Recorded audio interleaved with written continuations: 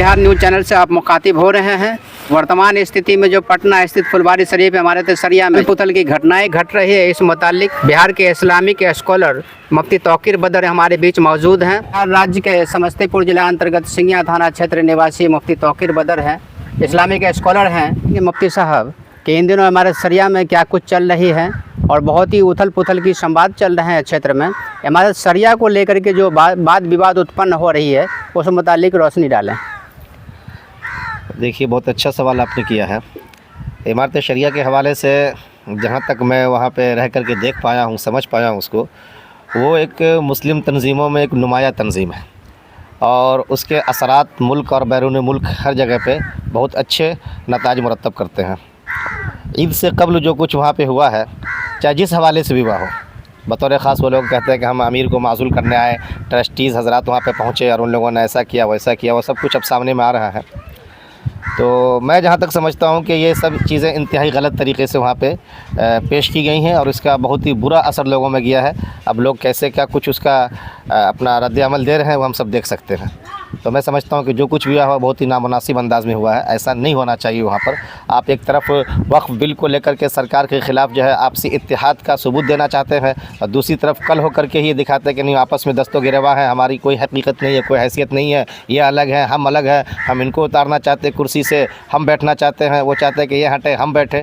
इस तरीके की हालात पैदा करके आप लोग उम्मत के दरमियान, मिल्लत के दरमियान कोई अच्छा तासुर नहीं दे रहे हैं। जो आपने किया है ये सब गलत किया है। कुछ अंदर गोही से बातें आ रही है कि वो भारतीय नहीं है या फिर वो आलिम नहीं है, तो उस बारे में क्या कहना चाहिए?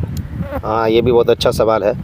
अब देखिए, वो भारतीय हैं या नहीं है, आलिम है या नहीं है, अभी तो हम लोग उसको डिस्कस कर भी नहीं पाएंगे। लेकिन मेरा सवाल ख़ुद आपके माध्यम से, आपके ज़रिए से उन लोगों से है जो लोग ये सवाल उठा रहे हैं कि भाई जब वो आलिम नहीं थे तो आपने गौर क्यों नहीं किया? क्योंकि इतने बड़े अहम ओहदे पे इमारत शरिया का अमीर बना रहे आप उनको मुंतखब कर रहे हैं, तो आपने उस वक्त में क्यों नहीं इस बात को तय किया या गौर किया कि पता चले कि ये आलिम है या नहीं? उसके दस्तूर में लिखा हुआ है कि माकूल मशहूर आलिम दीन होना चाहिए जो उस अमीर के मनसब के लायक होंगे। आप उनको मुस्लिम फसला बोर्ड के कह लीजिए कि अहम हैसियत से उनको ले लेते हैं और जनरल सेक्रेटरी जैसे जो होते हैं उन पे ले जाते हैं, फिर बाद में एक शोर उठता है वहाँ से हटा दिया जाता है। फिर इमारत शरिया के अंदर ये सारी कह लीजिए खिचड़ी पकना शुरू होती है, लोगों के बीच में एक नैरेटिव चला जाता है कि वो आलिम नहीं है।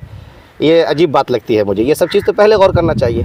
जहाँ तक रहा कि नागरिकता का सवाल है, उनकी शहरियत का सवाल है, शहरियत के हवाले से भी मैं ये कहना चाहूँगा, ये पहले क्यों नहीं तय किया आप लोगों ने कि वो यहाँ के शहरी है या नहीं है? और ऐसे भी देखा जाए तो ये लीगल एक्सपर्ट जो है उनकी फील्ड की चीज़ है। ये एक इमारत शरिया की हैसियत अगर NGOs की है मान लीजिए, तो उसके अगर कोई अदर कंट्री का या अब्रॉड इंडिया का कोई शख्स अगर उसका ज़िम्मेदार बनना चाहता है तो बन सकता है या नहीं, ये तो कानून के माहिरीन बताएंगे।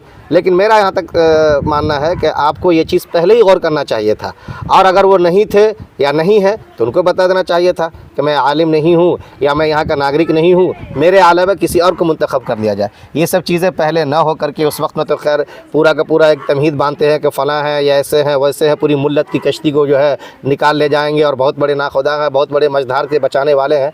ये हमारे दायरे में सब खूब चलता है हमारे उलमा के दरमियान में। जब तारीफ़ करने पाएंगे तो पता नहीं क्या से क्या बना देंगे, और जब गिराने पाएंगे तो ऐसा लगेगा कि बस तारीफ़ के ज़माने में ये फरिश्तों से आगे निकाल देंगे, गिराने पाएंगे तो ये ऐसा लगता है कि शैतान से भी नीचे चले गए। तो ये सब हरकतें करके या इस तरीके की उल जुलूल कह लीजिए कि बातें सामने मिला करके ये भी कोई अच्छा तासुर नहीं दे रहे हैं। ये जो भी हो रहा है वहाँ पे गलत हो रहा है। इस तरीके से ये आप क्या है नहीं है या तो आप ख़ुद बता दें या बता देना चाहिए, या फिर जो लोग उनको सेलेक्ट करके ला रहे हैं एज ए सेलेक्टर आपको ख़ुद पहले इसको देख लेना चाहिए था।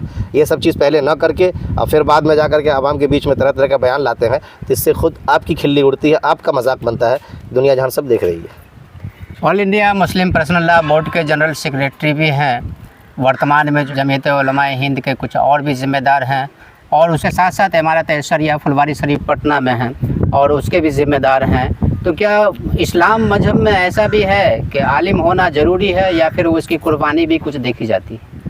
ये भी बहुत अच्छा सवाल आपका, आलिम होना ज़रूरी है या कुर्बानी देखी जाती है। मेरा जहाँ तक इस सिलसिले में अपना जो पॉइंट ऑफ व्यू है, जो जवाब है, दोनों चीज़ें यहाँ पे ज़रूरी होनी चाहिए। आलिम होने का मतलब ये होता है कि आलिम यानी कुरान का माहिर हो, सुन्नत और शरीयत को जानता हो, और जानने के बाद जब उस ओहदे पे जाएगा तो उसको दुनिया और आखिरत की जब फ़िक्र होगी तो सही से अदल और इंसाफ कर पाएगा। मालियाती निज़ाम में ख़यानत की जगह पर अमानत से उसका काम लेगा, और अकरबा परवरी के बजाय जो कुरान और हदीस के अंदर तरीक़ेकार बताएगा कि टैलेंटेड लोग को आगे लाया जाए, उनको आगे लाएगा। तब क्या होगा कि उम्मत का, मिल्लत का, मुल्क का, कौम का, इंसानियत का सही माने में भला होगा।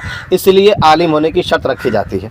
और कुर्बानी के जहाँ तक ताल्लुक़ है, ज़ाहिर सी बात है जो कुर्बानी देगा वही कुछ कर पाएगा। कुर्बानी न देने वाले लोग तो फिर भी हो जाएंगे, जैसे नेता लोग जो है पूरी ज़िंदगी एसी में रहते हैं, फिर अपने बाल बच्चों को ला कर बिठा देते हैं, वही फिर यहाँ पे होने लगेगा, तो वो भी बेकार सा हो जाएगा फिर तो आपका सवाल बिल्कुल सही है। कुर्बानी की भी अपनी जगह अहमियत है और आलिम होने की जो शर्त लगाई जाती है उसकी भी अपनी जगह एक अहमियत है। अब अगर कोई सिर्फ आलिम हो लेकिन जो अदल की बात आती है, अमानत की बात आती है, इसी तरीके से कुर्बानी की बात आती है और सही लोगों को सामने मिला करके मुल्क को मिल्लत की खिदमत के लिए आगे लाने की बात आती है, वो सब अगर पस मंज़र में चला जाए तो ऐसा आलिम भी किसी काम का नहीं, बेकार है बिल्कुल वो। तब तो फिर तो बेहतर वो बेचारा जो आलिम नहीं है लेकिन ये सब चीज़ों को जो सही से फॉलो कर सकता है, आप उनको आगे लाइए।